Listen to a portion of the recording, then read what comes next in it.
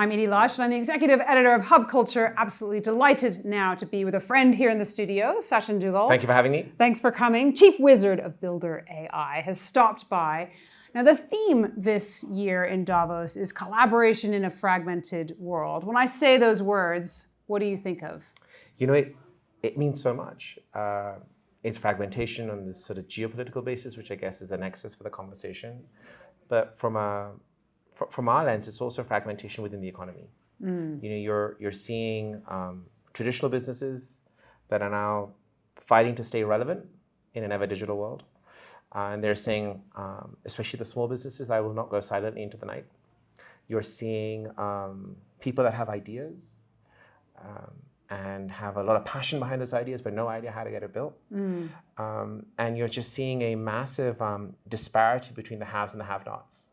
And so I think it's a fitting title, but it goes way beyond geopolitics. So I wonder if you can touch a little bit about what you do, because I think what you do is so incredible. You are enabling people to bring their ideas to market, to the world, quite quickly, and using some clever artificial intelligence. Tell us a little bit about that. So the way we see about the world is everyone wants to unlock their human potential. Nobody wants to be irrelevant. Those two things require people today to build software. But when you give people a blank piece of paper and say you need to write code, you need to build product, they're so lost. And it's the fear of failure that stops them. And we think about what else they do, right? A restaurant owner, did they build a kitchen? No. Did the retailer build a factory that produces the garments? No. So why do they have to suddenly be an expert or a computer scientist or a programmer? And what we found was that when you take into account everybody that wants to unlock their potential, what is the one thing they can all do? They can talk. And so if we made talking the user interface and everything else we used AI to extrapolate to understand what is it you are talking about? What is it that you need to build? What do I need to ask you? Like the 5 things I need to ask you to get to the right answer. The rest of the software is pretty elementary. The other thing we found was that most software applications are pretty common. So if we can take speech at the front end, we can figure out what is common so we don't repeat it, don't waste it. We can allow anyone to build anything they want, from the little girl that wants to build Pinterest for butterflies, through to the bakery that wants to ship cupcakes locally in the Middle East, through to a large enterprise that wants to do new product distribution. So you've given me some very good examples there. Give me an example of something that a customer has been able to do as a result of being able to speak their idea to you and have the, sounds like, is it generative AI that does it? Or is it like building blocks, like Legos? How do you describe it? It's a bit of both. I would say we're very early in generative overall. I know with everything that's happened in the last 4 weeks. ChatGPT, everybody's super DALL-E excited about it. And sort of the other E's. I think that is where the internet was day one. And there's so much more to come. But we don't need to generate.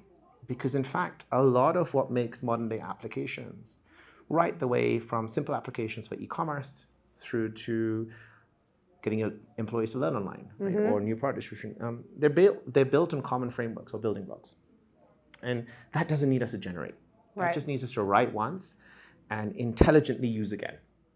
The real power to me is being able to understand what someone is saying. What are the 5 things to ask them? And then making sure they get to the product they need without necessarily them having to become experts in being an orators in what they want to say. Interesting. Can you tell us what the 5 questions are? No, I mean, it's 5, it's dynamic. So that's the whole power of it, right? Oh, because it's not the same 5 questions you ask everyone. So, you know, imagine you're a restaurant owner. You say, I want to build an app like Uber Eats, and it's for my 4 restaurants. That's how a small business talks. Okay. But we can glean from that. Here are the 28 features you need: save cards, log in, log out, and show your catalog. But we might ask you, hey, do you need to manage inventory? Because some restaurants may say, no, I have an inventory system, I don't need to manage it. Right. Some may say, no, I don't have an inventory. Yes, I do need that. Then the next question is, do you want us to do the kitchen automation? Or do you already have something that does kitchen automation? Or do you want it to be sort of art and craft where the chef decides? And so these become dynamic questions that using AI, we can figure out what's the right question to ask someone and then actually hear the answer, which is the key. Because if you get this right, what it means is you can have the collective insight of every single conversation power the direction of this particular conversation. Interesting. And do you find that your technology is learning as it's going based on the answers that it's getting, so it might ask a slightly different question to a restaurant the next time? You know, you're sort of entering the worlds of generative speech. We think that's the future. Got it. But the risk of it going wrong Right. is so high. And we've seen this in some of the examples of sort of modern generative AI. It's just more precise that it can glean from conversations previously asked. Got it. That we then clean up. But you know, it's one of those things that generative AI is all about infinite options. But I'm a big believer that if I had 1 billion options, it tends to infinity. Or 100 million options, it tends to infinity. If I had 1 million options, it tends to infinity. And so you don't have to generate everything. It's one of those things that we have, unfortunately, as technologists, is like, it's a cool new piece of tech, but do we have to use it for everything? Right. And no, because it's like an elephant, you know, to crack a nut. Okay, final question. What kind of success stories have you had in terms of, I don't know, money contributed to the economy or folks who have jobs that didn't before? What are you most proud of? You know, I think for us as a couple, during COVID, I saw a lot of small businesses come up who were thinking really out of the box. Now, it may not be out of the box if you were sitting in Silicon Valley, but it was definitely out of the box out of the industry they were in. That's a huge success, because if you suddenly got people being able to orate what is now out of the box to them and feel comfortable with it, we won.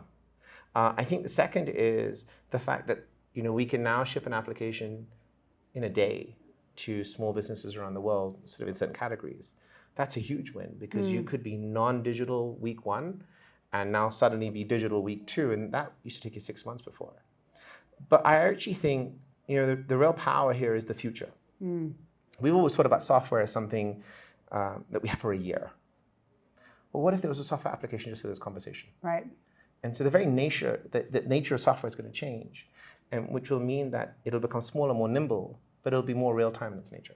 Fantastic. Sachin, thanks so much for you. stopping by the increasingly warm Hub Culture studio here in Davos 2023, and I'm Edie Lush. Thank you so much.